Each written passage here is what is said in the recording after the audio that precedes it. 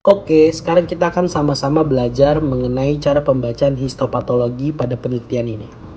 Oke, nah pembacaan histopatologi ini menggunakan suatu scoring, di mana scoring tersebut saya gunakan atau bersumber dari Mohartono et al. Pada tahun 2016. Nah, dari table scoring ini akan mendeskripsikan masing-masing dari kerusakan, dan fokus dari table scoring ini yakni ada pada epitel tubulus dan juga glomerulusnya.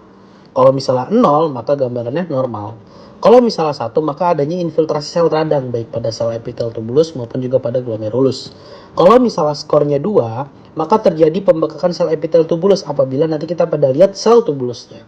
Dan kalau misal kita lihat pada glomerulus dan skornya dan terjadi edema spasium Bowman, maka skornya adalah 2. Dan apabila pada epitel tubulus terjadi nekrosis ataupun pada glomerulus juga terjadi nekrosis, maka skornya adalah 3. Nah, lalu bagaimana cara menentukan skor dari setiap preparat? Kita ngomongin dari setiap preparat ya.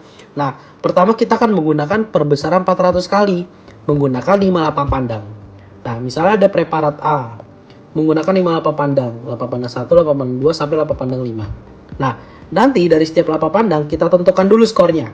Nah, 8 pandang dengan skor yang paling tertinggi nanti akan mewakili dari skor kerusakan satu preparat tersebut gitu. Misalnya preparat A ternyata kerusakan tertingginya adalah di 8 pandang C misalnya, atau 8 pandang ketiga. Maka nanti 8 pandang ketiga itu akan kita pakai untuk mewakili dari preparat si A. Seperti itu. Nah, lalu bagaimana cara menentukan scoringnya? Cara menentukan scoringnya adalah sebagai berikut. Jadi penentuan scoringnya tidak kita pisah, melainkan kita jumlah. Jadi skor tubulus nanti akan kita dapatkan dalam satu 8 pandang, misalnya 2, di sini misalnya 2. Dan misalnya glomerulus kita mendapatkan ada infiltrasi sel radang, maka skornya 1, maka tinggal 2 tambah 1, maka total scoringnya adalah 3, seperti itu.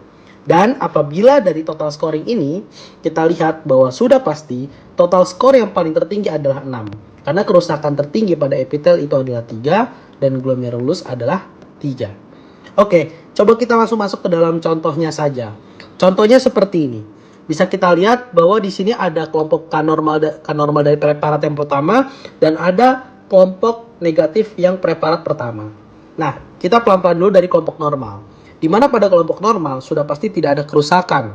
Umumnya tidak ada kerusakan seperti nekrosis ataupun ada infiltrasi sel radang.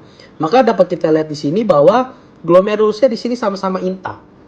Oleh karena itu, glomerulusnya sama-sama intak, tidak ada edema, tidak ada infiltrasi, maka dapat kita berikan skornya di sini adalah 0. Karena kenapa? Pada glomerulus di sini, glomerulus adalah ketika tidak ada kerusakan atau gambaran normal, maka skornya adalah 0. Nah, lalu kita lihat pada tubulusnya. Ketika kita mengamati tubulus, di sini kita lihat tidak adanya sebuah nekrosis, edema ataupun infiltrasi sel radang.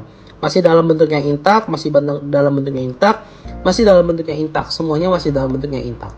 Oleh karena itu, maka skor dari tubulus dapat kita simpulkan adalah 0. Sehingga total skor yang kita dapatkan adalah 0. Seperti itu. Next, coba kita lihat dari kelompok yang negatif. Dari kelompok yang negatif, di sini dapat kita lihat bahwa glomerulusnya sudah tidak intak. Di sini sudah kita lihat endotel kapiler glomerulus sudah mengalami nekrosis. Oleh karena itu, karena kita harus ingat, ketika dia sudah mengalami nekrosis, maka gambaran nekrosis itu adalah 3. Maka dapat kita simpulkan skor dari glomerulus adalah 3. Lalu untuk tubulus, dapat kita lihat bahwa pada tubulus-tubulus ginjalnya banyak sekali infiltrasi sel radang yang datang. Nah, tapi selain adanya infiltrasi sel radang, perlu kita pahami kembali bahwa dalam gambar ini adanya nekrosis tubulus. Bisa kita lihat di sini sudah tidak jelas gambaran dari tubulusnya, tidak jelasnya yang berarti bahwa intinya di sini sudah tidak ada. Umumnya dia harus ada seperti ini. Intinya harus jelas. Namun pada gambaran ini intinya sudah tidak ada. Bisa kita lihat lagi di sini, intinya sudah tidak ada.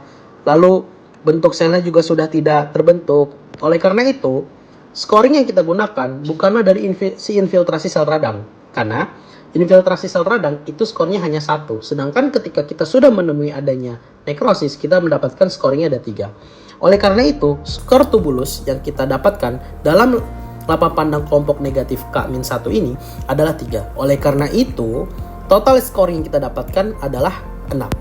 Jadi seperti itu kurang lebih pembacaan histopatologi menggunakan table scoring dari Muhartono et al. Tahun 2016.